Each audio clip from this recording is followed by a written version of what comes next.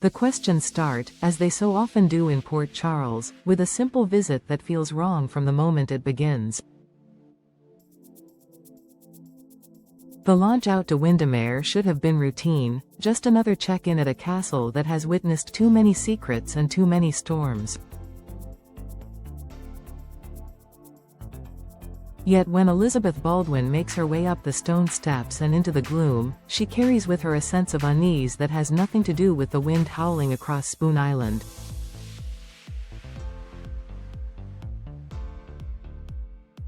She knows there are things happening in the shadows that have not yet reached the hospital corridors, things connected to a dead professor, a missing body, and the people she cares about most.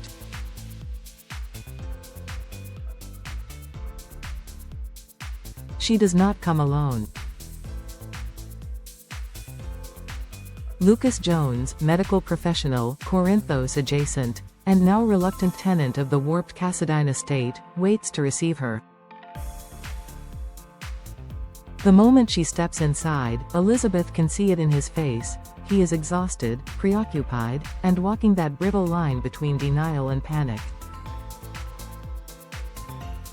Windermere has always magnified whatever darkness lives in its residents, and Lucas is no exception. Elizabeth does not waste time with pleasantries. She wants to know what has been going on here, who is coming and going, what rooms are locked, what arguments echo down these halls after midnight. Lucas tries at first to shrug everything off, to suggest that the odd noises, the half-caught murmurs, and the way the staff won't meet his eyes are just side effects of being stuck in a Gothic mansion with too much history.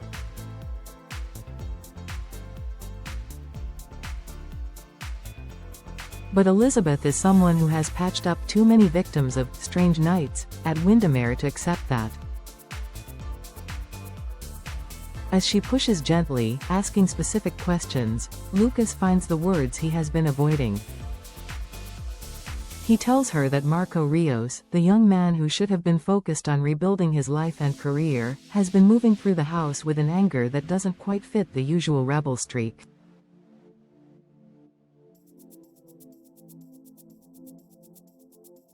Marco is restless, distracted, and more importantly, visibly upset with his father.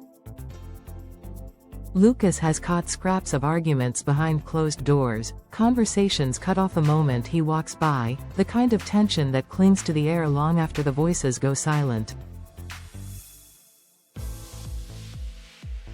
It feels, Lucas admits, as if Marco has discovered something he cannot live with, something that has turned a simmering resentment into something sharper, more dangerous.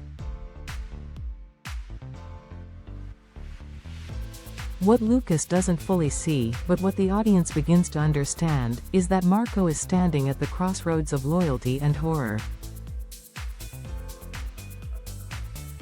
He grew up in the shadow of his father's deals, his compromises, and his carefully calculated alliances. He knows that in Port Charles, power rarely comes without a cost. But there is a difference between cutting corners and crossing a line that can never be uncrossed. Somewhere along the way, Marco begins to connect the scattered pieces of a puzzle everyone else is trying to bury. A dead professor named Henry Dalton, a trunk that should have been empty but wasn't, Laura Collins' panicked hands gripping a steering wheel, and the cold, clinical efficiency that always seems to follow Gen Sidwell wherever he goes.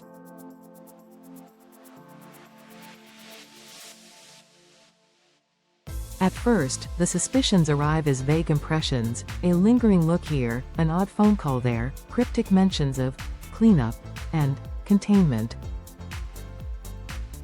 Then one offhand remark, one misstep from someone who assumes Marco isn't listening, snaps everything into focus. In Marco's mind, Dalton's death stops being a distant headline and becomes something more visceral, more personal. He understands that Sidwell orchestrated the disposal not as an act of mercy or necessity but as a calculated move, designed to shift blame and leverage fear. The image of Laura, The woman who has fought her whole life to keep Port Charles from collapsing into the chaos that men like Sidwell profit from. Being forced to participate in a cover-up becomes the spark that ignites Marco's fury.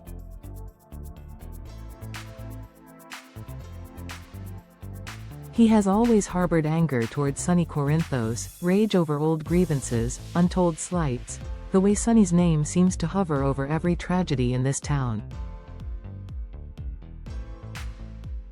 In another world, Marco might have allowed that hatred to consume him, might have gone after Sonny with everything he had. But there is a line even he refuses to cross, and that line is Laura. If Sidwell has indeed put Dalton's body in Laura's trunk, if he has deliberately dragged her into a nightmare designed to protect himself, then Marco's target begins to shift. Revenge on Sonny suddenly feels like a distraction, a story he inherited rather than chose. The real threat is Sidwell, the man who manipulates grief and fear as if they're just tools in his arsenal. Marco's anger becomes more focused, more precise. He wants justice, but he also wants to reclaim something of himself, proof that he is not just another extension of his father's crimes. In that quiet space between realization and action, the viewers can almost see him deciding who he will become. Will he let rage define him, or will he try to break the cycle that has trapped so many sons in the sins of their fathers? While the shadows gather at Windermere, another kind of storm is brewing in a much more intimate setting, a bedroom where poor choices keep repeating like a broken record. Jocelyn Jacks and S. Vaughn know exactly what they are doing when they end up back in each other's arms. This is not an impulsive moment of weakness but a deliberate decision to ignore the warnings that have been ringing in their ears for weeks. Jack Brennan drew the lines clearly. Vaughn was to stay away. The relationship was a liability, a possible crack in the armor that could be exploited by enemies. Yet desire, guilt, and unresolved emotions rarely behave like soldiers marching in formation. The chemistry between Jocelyn and Vaughn refuses to stay buried, even when they try to convince themselves that they have moved on. The bed becomes a battlefield where passion and danger blur into one, and every kiss feels like a dare aimed straight at fate. There is a sweetness in the way they reach for each other, a desperate need to feel something real in a world where so much is calculated. But beneath that sweetness lies the knowledge that they are playing with fire. Vaughn knows what it means to defy Brennan. He has seen what happens to those who cross that line. Jocelyn, too, understands at least in theory how quickly a life can be shattered by standing on the wrong side of power. Still, they surrender to the moment, telling themselves they will deal with the consequences later. Later, however, is a luxury rarely afforded in Port Charles. The consequences are already drawing closer, step by step, in the form of a woman who loves fiercely and fears even more fiercely, Carly Spencer. Carly stumbles upon the truth not through a carefully orchestrated investigation but through one of those small twists of fate that change everything. Maybe it is a misplaced piece of clothing, a door left slightly ajar, a hushed voice behind it that makes her stop and listen. Maybe it is the look on Jocelyn's face when she thinks no one is watching, that combination of longing and guilt that Carly recognizes all too well from her own past choices. Whatever the trigger, Carly's instincts snap into focus. She has learned to survive by reading people, by catching what is not said, by recognizing patterns of self-destruction long before they culminate in disaster. When she finally sees Jocelyn and Vaughn together, whether in person or in a moment of undeniable evidence, there is a split second where time almost stops. In that heartbeat, Carly is not the strategist, not the protector, not the woman who has gone to war with mob bosses and blackmailers for the sake of her family. She is simply a mother watching her child edge toward a cliff, one she has spent years trying to build a barrier around. She can see it all: Brennan's wrath when he finds out, Vaughn being pulled back into dangerous games, Jocelyn becoming a target instead of a bystander. She can feel the tightening noose of yet another crisis, one that will not only test her daughter's heart but may very well put her life on the line. Carly's discovery is not just about romantic entanglements, it is a flashing red warning that her world is once again on the brink of implosion. The realization that Jocelyn still has feelings for Vaughn is a knife with multiple edges. On the one hand, Carly has always respected her daughter's capacity to love deeply and loyally, to stand by people others have written off. On the other hand, she cannot ignore the reality that Vaughn is tied to men like Brennan, to networks of power and violence that have already hurt too many people. Loving someone in that orbit comes with a price, and Carly knows that the bill always comes due. Her fear is not just that Jocelyn will end up heartbroken. Her fear is that Jocelyn will end up in the wrong place at the wrong time when Brennan decides that Vaughn must be punished, or worse, used. Every choice Joss makes from this point forward becomes a thread in a web Carly cannot control, and that lack of control is perhaps the most terrifying part. As Windmere's walls hold the echo of Marco's growing fury, as Jocelyn and Vaughn tangle themselves deeper in a forbidden bond, and as Carly stands on the verge of yet another all-out fight to keep her loved ones alive, the broader picture of Port Charles begins to sharpen.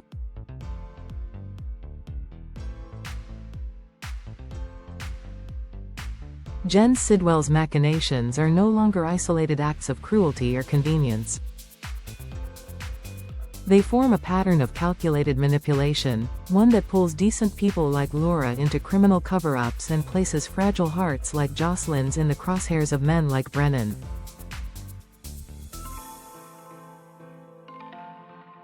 Sunny Corinthos, often blamed for every crime and catastrophe in sight, is becoming less the cause and more the inevitable gravitational center that everyone else orbits around, willingly or not.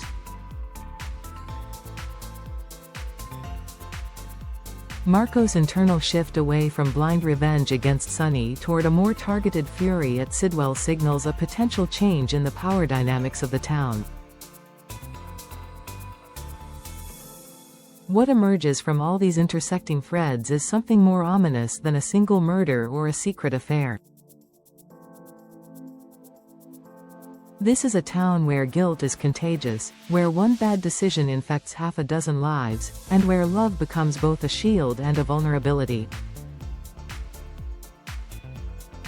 Elizabeth's concern for Lucas, Lucas's anxieties about Marco, Marco's moral reckoning with his father's world, Laura's unwilling complicity in the Dalton debacle, Jocelyn's longing for Vaughn, and Carly's dawning horror. They all feed into a story that feels like standing on the edge of a tectonic shift.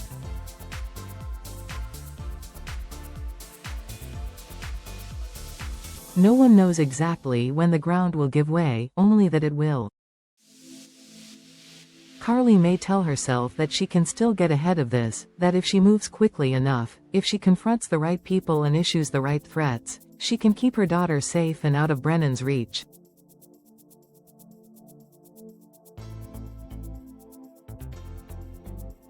Marco may imagine that if he exposes Sidwell at just the right moment, he can free Laura from the trap and redeem himself. Lucas may hope that by confiding in Elizabeth, he can transfer some of the weight on his shoulders before it crushes him. But Port Charles has a way of punishing optimism. The castle on Spoon Island will keep its secrets for a little while longer. The bed Jocelyn and Von share will become another piece of evidence against them when the inevitable reckoning comes. And Carly, for all her strength, will once again find herself walking into danger because the alternative, doing nothing and watching her daughter fall, is unthinkable. In the end, this is not just a story about one man's body hidden in a trunk or one couple's forbidden reunion. It is about how every choice, every lie, every whispered promise made in the dark reverberates through an entire community. Marco's awakening, Jocelyn's defiance, Carly's discovery, they are all warning shots in a larger war taking shape beneath the surface. And as the shadows deepen around Windermere and the Corinthos Spencer families brace for impact, one thing becomes painfully clear. For Carly especially, this is not merely a new problem to solve. It is another level of danger, more intricate and more personal than ever, pulling her and everyone she loves deeper into a game where the rules keep changing and the stakes only climb higher.